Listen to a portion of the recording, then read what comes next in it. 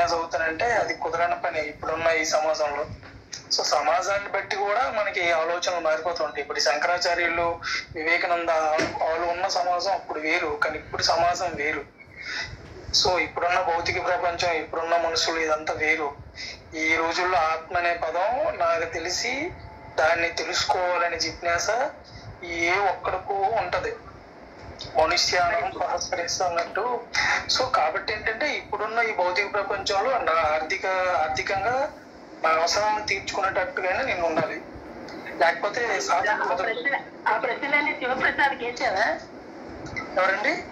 శివప్రసాద్ ఆయన already job చేసుకుంటాడు కదా, ఇంకేముంది. ఆయన నెలకు 70,000 80,000 లక్ష రూపాయల వరకు ఆయన సంపాదించుకుంటాడు. ఇంకేముంది అతనికి? ఆ మాత్రం కూడా నాకు తెలియదు కదా. ఆ మాత్రం కూడా ఆయన ఎప్పుడు వచ్చిందన్నారు ఈ జిజ్ఞాస?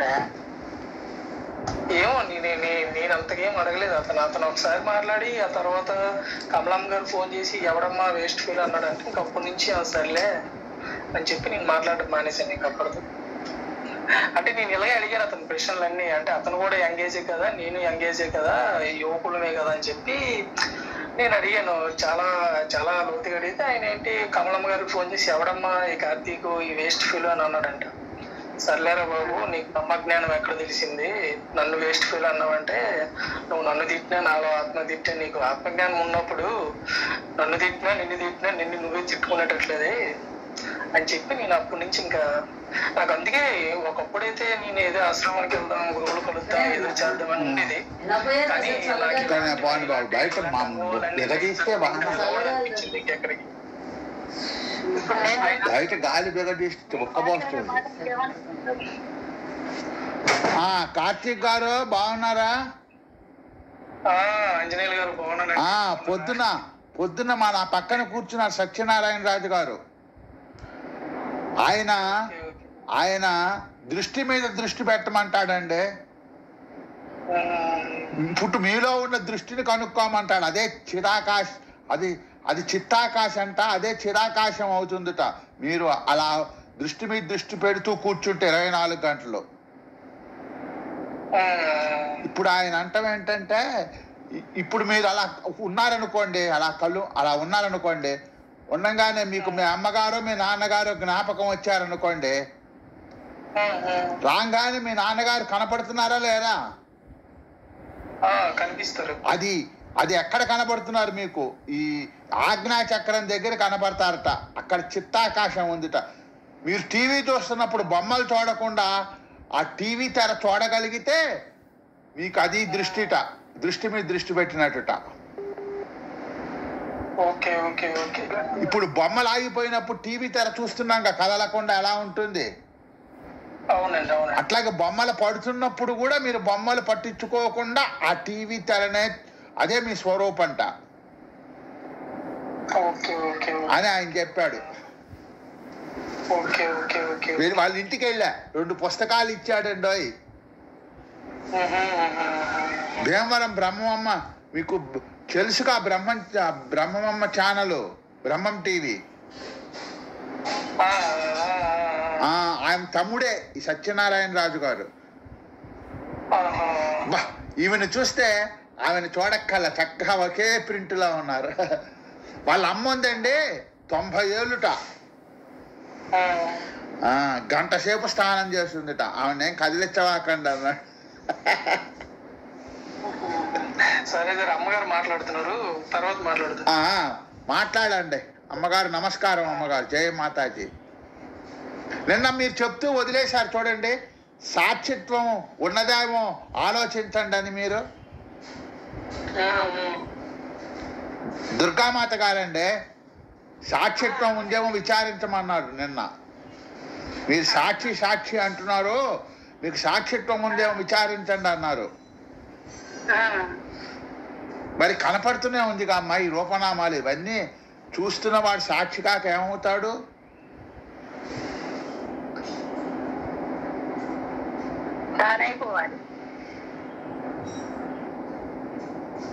సాక్షిగా ఉన్నంతసేపు వేరైపోయింది ప్రపంచం వేరు, నేను వేరు. అన్నాడు కదా, ఆ, అన్నాడా లేదా? అన్నాడు అన్నాడు అన్నాడు. మరి ఇప్పుడు దృష్టి ఎక్కడ పెట్టాలి? దృశ్యం ఏంటో ఎట్లా పెడతావు? ఆ, ఏ దృశ్యం తన్నస్యం. ఆ, నేను ఒక శరీరంగా దుఃఖ శరీరంగా ఉన్నాను అని నా మీద నాకు విశ్వాసం పుట్టి నా కథ చెప్పుకున్నాను అనుకో, ఆ, దానికి విలువ ఉందా?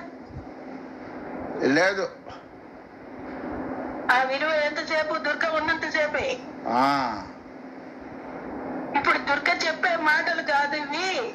ఆ, ఆత్మజ్ఞానానికి దోహదం చెయ్యాలి. ఆ. ఆత్మజ్ఞానం కదా అని ఎప్పుడైతే నా భావనలో నాకు తట్టిందో, ఆ, దుర్గ కథతో సంబంధం లేనిది కదా. ఆ, ఇప్పుడు దృష్టి ఎక్కడ పెట్టాను నేను?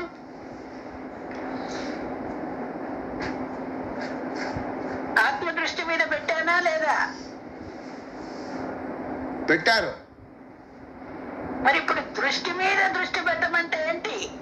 ఆంజనేయులు గారి కథతో నాకు అవసరమా? లేదు. ఆంజనేయులు గారికి ఎంత వయసు వచ్చింది, ఎంతమంది పిల్లలు, ఎన్ని ఎక్కడెక్కడ తిరుగుతారు, నాకు అవసరమా? అవసరం లేదు. మరి ఇప్పుడు ఆంజనేయులు గారిలో నేను ఏ దృష్టి పెట్టి ఆత్మ అని చెప్తున్నాను, ఆ, ఆ దృష్టి నేను ఆత్మగా మీకు ఇవ్వబట్టి కదా నా మాట మీరు ఆలకించాలనుకుంటున్నారు. అవునండి. మరి ఇప్పుడు దృష్టి మీద దృష్టి పెట్టారా లేదా మీరు? ఆ, పెట్టాను. దేహ దృష్టి వేరు, ఆ, ఆత్మ దృష్టి వేరు. ఆహా, ఇప్పుడు ఆత్మ దృష్టి అనేది మీలో మీకు ప్రేరేపణ చేసింది కాబట్టి ఆ, ఇప్పుడు నా మాట మీకు అందుతోంది. అవును. అప్పుడు మీరు దేహ దృష్టిలో లేరు. లేరు. ఈ గ్రంథం చదివినా ఆ, ఒక అనుభవజ్ఞాని చెప్తున్న మాట అయినా మీరు పెట్టగలుగుతున్నారు ఆ, జ్ఞాన దృష్టి. ఆ, అందుకని రికార్డ్ అవుతోంది మీకు. అవునండి. మీరు చెప్పటానికి, మీరు వినటానికి ఆ దృష్టి మీకు అర్థమైపోయింది. ఆ, ఇప్పుడు ఇక్కడ మీ కథ, మీరు తెచ్చుకున్నటువంటి వాసనలు ఇక్కడ లేవు. లేవు. అయినా కానీ మీరు ప్రేమింపబడుతోంది మీలో ఉన్నటువంటి దృష్టి. ఆ, ఆ దృష్టి నిరాకారమా, ఆకారమా? నిరాకారం. మరి నిరాకారంగా ఉన్నారా మీరు? లేరా? ఉన్నాను. ఉన్నానన్న సంకేతం మీకు ఈ గ్రంథ జ్ఞానంలో గాని, అనుభవజ్ఞులు చెప్తున్న పాఠంలో గాని అర్థం చేసుకునే కెపాసిటీ ఉంది. అవునండి. కానీ అర్థమైనా వ్యర్థం అయిపోతుంది. ఇప్పుడు నాకు ఏ ఆలోచన లేకుండా ఉండగలుగుతున్నానండి. ఏ ఆలోచన రాకుండా ఉండగలుగుతున్నా. ఉండగలుగుతున్నారా? అంటే ఆ మనసు కంట్రోల్లో ఉందా, లేకపోతే మనసు ఉంది, కంట్రోల్లోనే ఉంది. జ్ఞానం కాదు, నీకు మనసు లేనప్పుడే నేనున్నాను అంటున్నాడు. అవునండి. మనసు లేనప్పుడు నాకేం ఆలోచన రావట్లా, మౌనంగా ఉంటాయి. వినండి, మాయాకులో నాయే మాయాకు మీరాయే మాయా 25 మర్మామూలాయే. మాయా 25 మర్మాము తెలిసితే మాయా మాయా మాయే మరి ఏమీ లేదాయి.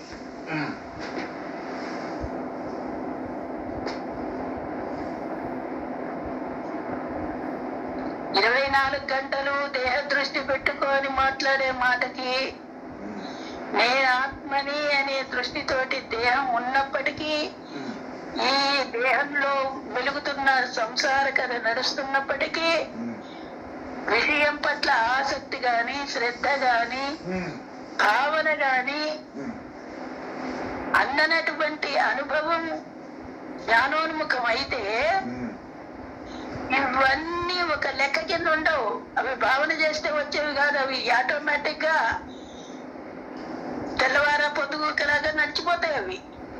ఆ, సంబంధం లేదు ఆత్మకి. ఆహా, ప్రత్యేకతనిచ్చినప్పుడు నువ్వు ప్రజ్ఞానం బ్రహ్మ అనే దృష్టి పెట్టుకున్నావా అనేటువంటి ఆ భగవత్ శంకరాచార్యుల వారు ప్రబోధం చేసుకున్నారు. ఆ, ప్రకృతి నీకంటే వేరు కాదురా, అది నడుపుతున్నది నేనే, ఆహా, అక్కడున్నది నేనే, ఆ, సత్యం తప్ప ఇంకో రెండోది లేదు. ఆ, ఎందుకు చెప్పారు? ఆ బలాన్ని ఎందుకు ఇచ్చారు? మాటి మాటికి దేహ దృష్టి కోసమా? ఆహా, ఆత్మదృష్టి కోసం. అది ఆత్మే ఉంది, దృష్టి, అది దృష్టి కావాలి. ఏమండి నాకు ఒకళ్ళు చెప్పారు, దేహాన్ని నడిపేది మనసుట, మనసును నడిపేది ప్రాణశక్తిట. ఈ ప్రాణశక్తే శాశ్వత అంట. ఈ ప్రాణశక్తి కనుక ఈ మనస్సుని పక్కన పెట్టేస్తే డైరెక్ట్గా ఇంద్రియాల్లో నుంచి బయటికి వెళ్ళిపోతే అంతా చిరాకాశం లాగానే కనపడుతుందట. అందుకే కదా అది ఒక కోశం కింద పెట్టారు. అందుకనే అదే మన ప్రాణశక్తి. అసలు ఆ ప్రాణశక్తే మనంట. అలా గమ్మున అలా చూస్తూ ప్రశాంతంగా ఉంటేటండి ఈ త్రిపుటి రాకుండా కేవలం జ్ఞానంతోనే అలా ఉండగలిగితే బయటవన్నీ అదృశ్యమైపోతాయట. ఆ చివరికి మనం అంతా సర్వవ్యాపకమైనట్టు అనిపిస్తున్న శరీరానికి దూరం అయిపోతాంట. ఆ తర్వాత మన శరీరం పోతున్నా కూడా మనం అలా చూస్తూ ఉండగలుగుతా అంట.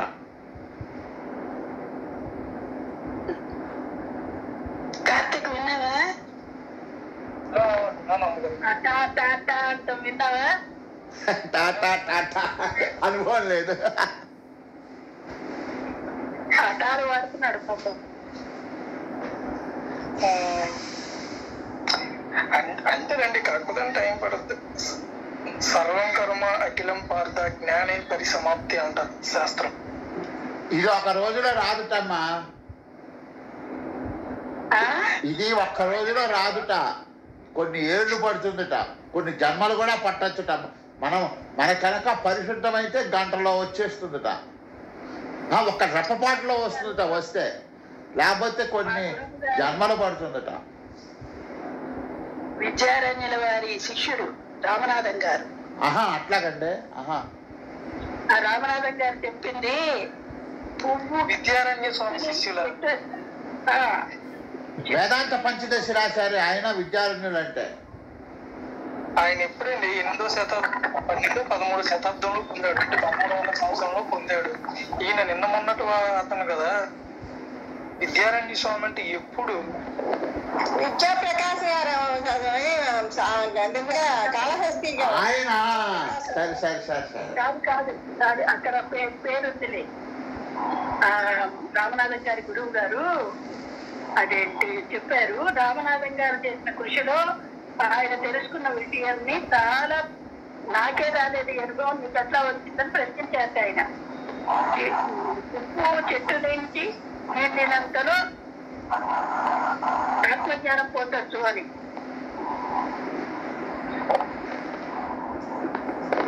చెట్టుకున్నప్పుడే కదా వాసన. అవునండి. చెట్టుకు గిల్లితే ఆ వాసన ఉంటుంది, కానీ శాశ్వతంగా ఉండదు. చెట్టుకున్నా అంతే. కానీ చెట్టులో ఉన్నటువంటి వాసన పువ్వు ఎలా వేదైపోతున్నాయో అట్లా జ్ఞానం పొందిన వాడికి ఈ దేహం అనే చెట్టు నుంచి మునిపోయే శక్తి, జ్ఞాన శక్తి ఉత్పత్తి అవుతుంది వాడు చేసిన కృషి వల్ల. ఇప్పుడు ఆ వాసన పోయేది కాదు, జ్ఞాన వాసన.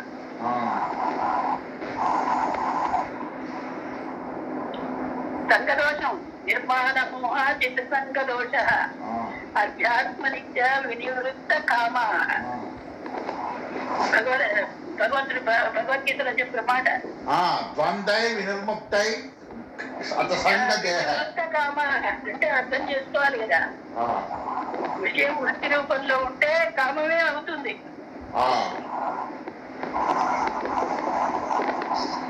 వినివర్త కామ ద్వంద్వై విముక్త సుఖ దుఃఖ సంకై గత్య మూఢ పరమ విశిష్ట. అది పురుషత్వ ప్రాప్తి. ఎందుకంటే అది అంత వేల తపస్సులు అక్కడి నుంచి వస్తున్నటువంటి శక్తి మనలో ఈ జీవత్వానికి పుట్టినప్పటికీ ఆ శక్తి కొంత భాగం ఉంది కాబట్టి మనం అందరం ఒక చోటికి చేరాం. ఈ శారీరకంగా ఎన్ని భౌతిక సంపద చెప్పినా దాంతో సంబంధం లేని తత్వం ఇది, ఆత్మతత్వం. అటువంటి తత్వ స్వరూపాన్ని ప్రబోధం చేసుకుంటున్నామంటే మనం తెచ్చుకున్న జన్మ చాలా కృతజ్ఞతలు చెప్పుకోవాల్సిన అవసరం ఉంది. అనుభవం వస్తే నిత్య కృత్యం అదే అవుతుంది.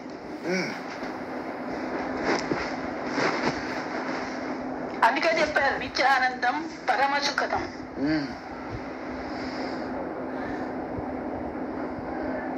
కేవలం జ్ఞానమూర్తి. అది మూర్తి ఎక్కడున్నాడు? నిశ్శబ్దంగా నిరాకారంగా ఎక్కడున్నాడు? కోట్లో ఉన్నాడా, గుళ్ళో ఉన్నాడా? మన హృదయంలో ఉన్నాడు, అంతా వ్యాపించున్నాడమ్మా. మన హృదయంలో అంతా వ్యాపించున్నాడు. అది నిర్మాణము. జితసంగ దోష. అభిమానం పెట్టుకోకు.